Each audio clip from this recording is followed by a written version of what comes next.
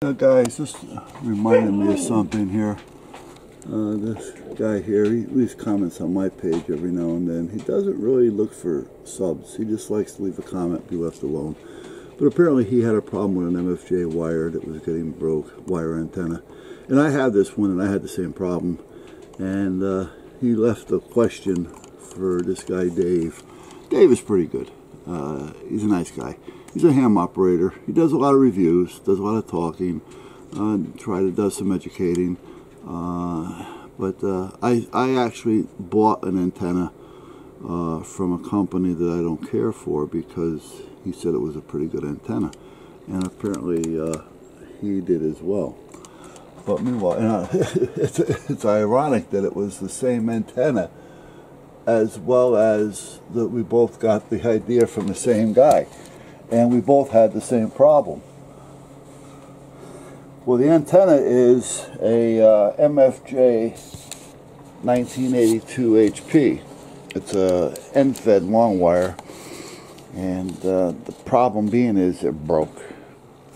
But that's basically MFJ for you. I had it hooked up to the pole out back, and I had a pulley on it. This other guy had it hooked up to his tower, but I had it hooked up to a pole, which is out there, and there was a pulley up there on it, and there's also a pulley on the two antennas that are up there, and I had a small counterweight on it, and I had about a 45-degree angle on it, and you know, that's about it. So it was okay. I stuck it up. It was easy to go up. I didn't care for the way it was constructed. But, you know, you kind of say, well, okay, you know, the price. Well, the price. Well, you know what? If you put a price on something, you know, you don't want to put the price on it. Now, if you put a price on it to sell and you made it cheap to sell, well, then shame on you, you know, and then shame on us for even buying it. And that's kind of what happened at this point. I put it up in the spring of this 2018. And within a few months, it broke. The wire broke, boom, in half. Didn't have a lot of stress on it. Didn't know how to have a pull on it. You know, I left. I've been doing antennas for a long time. All right, so I left enough on there. A friend of mine, I called him up.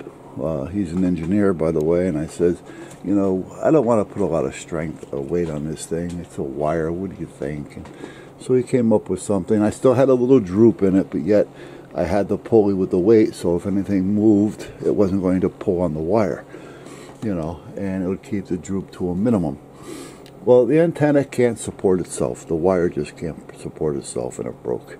So I had to go out, and after calling MFJ and basically being told, well, I don't know what to tell you, you know, that type of thing. You know, well, I don't know what to tell you. Right? I know what to tell you. Your antenna's junk. This is the wire. So I went to Home Depot after I finally got the length that I needed, and I bought some primer line. I went up another gauge, and I ran it, and everything's been working fine, and the wire's holding up just fine. And I actually have it up in a tree now, which means it's taken a lot more abuse than it was before. So that's for that antenna. That's the MFJ 1982 HP. So now I have another antenna that I bought about a year or so ago. I may have done a video on it, and that's up on the tower on the side of the house here. And on top of the tower, there's a 10-foot pole, and there's a 2-meter 440 antenna up there. I haven't taken it down yet, only because I'm going to put a new antenna up there, but I'm thinking about putting up a beam. So I figure once I get up there to take it down, I want to be ready to put the other one up. I don't want to go up there twice. So that antenna came in, and they were advertising it as being, I forgot if it was 1.5 or 1.8, the highest on the SWRs. Might have been a 2.1. I want to try to be as fair as possible. But meanwhile, I can't get it below 2.8, no matter where I go on the bands, within the reasoning of the antenna. And it won't go below 2.8. Now, that was with a meter. So then I put an antenna analyzer on it. I've got the Rig Expert 230, I think, is the one I have, which is a good unit. I actually like it better than MFJ. MFJ is cheaper and gives you a little bit more for your money, but again, I'd rather have something I know that's going to work. And then I have another one here, which is an AA1, which is also an impedance antenna analyzer. That's a little Chinese piece. That wasn't a whole lot of money, but it works great. So I tried those two on there, and again, 2.8 would be the lowest that I can get the antenna. So I call them, because you got to remember now, I got it that day, and I put it up the same day, and I just dropped the wire down. I didn't even run the wire.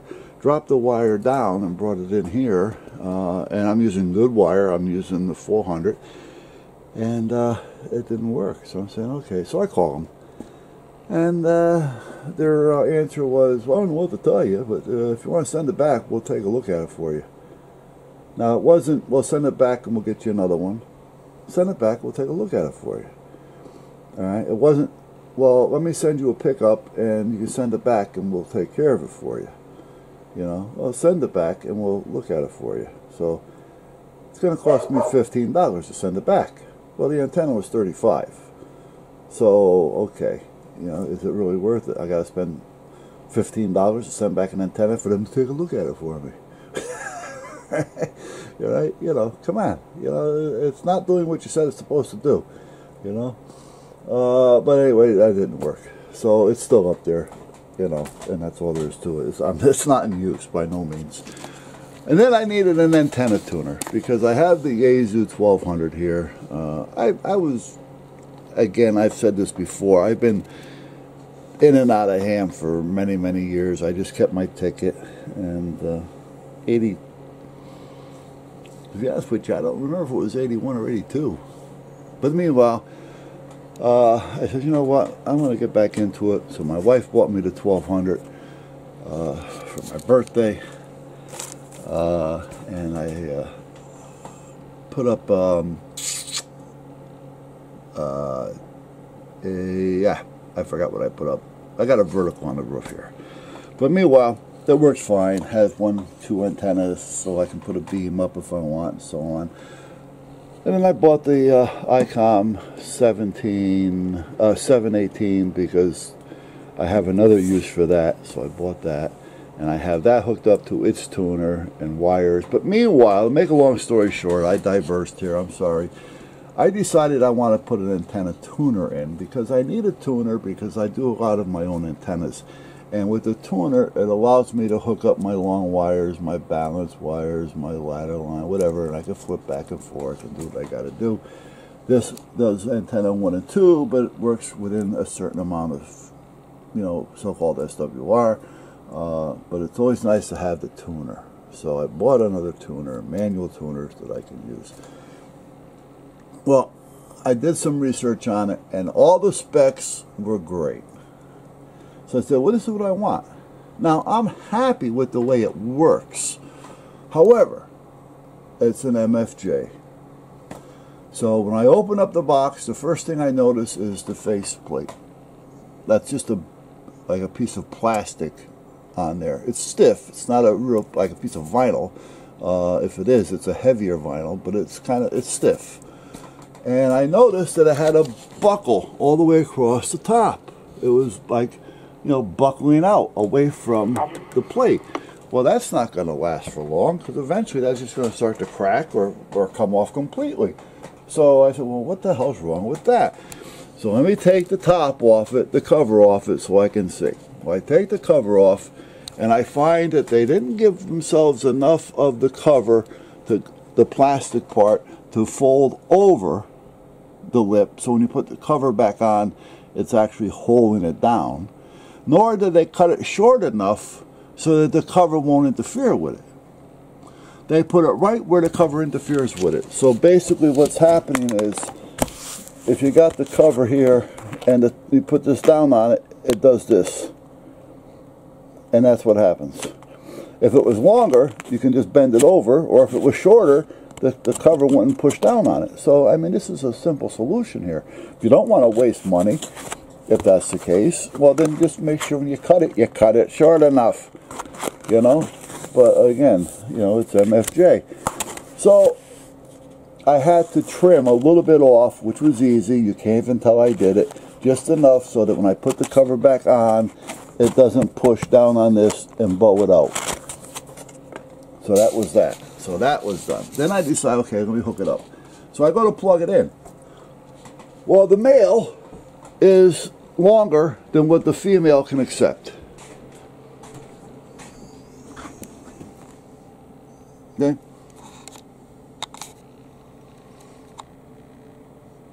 Now, why couldn't they make that right? You know, either have a shorter male or a deeper female. Why does that have to be like that? Now, luckily, that is the negative side. The positive side is center. It's center positive.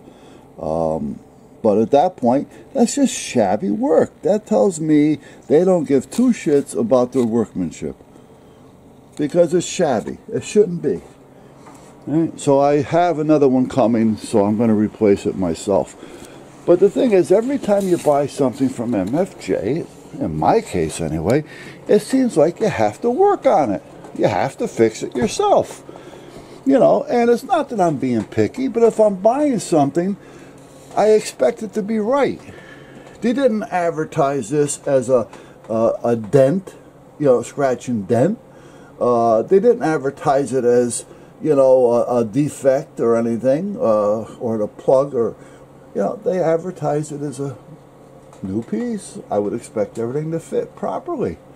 You know, the antenna, you advertise it as doing a 1.8 SWR or whatever it was. Well, it should do that. You know, not, well, if it does, well, send it back and we'll take a look at it for you. You know, not let me send a pickup and we'll get you a new one out right away. You know, or not, you know, let me send you a pickup and get it back and let's take care of it for you. No, send it back and we'll take a look at it for you. Well, I got analyzers up there. I don't need them to hook it up to one of their analyzers to tell me what it's doing or not doing under perfect conditions. All right? There's never a perfect condition out here for us. You know, so MFJ, I really have to think twice before I do anything with an MFJ product, because it's like one of those things, if you get it, more than likely you're going to have to do something to it to make it right. And, you know, we're becoming a society of saying, oh, that's all right, we'll just take care of it. Well, that's all right, we'll just take care of it. And meanwhile, the companies are making more and more junk because we keep accepting it as junk and saying, well, we'll take care of it. Well, we'll take care of it. You know, well, when are we going to stand up and grow a set, you know, and say, listen, this isn't supposed to be this way. Send me another one and send me a pickup.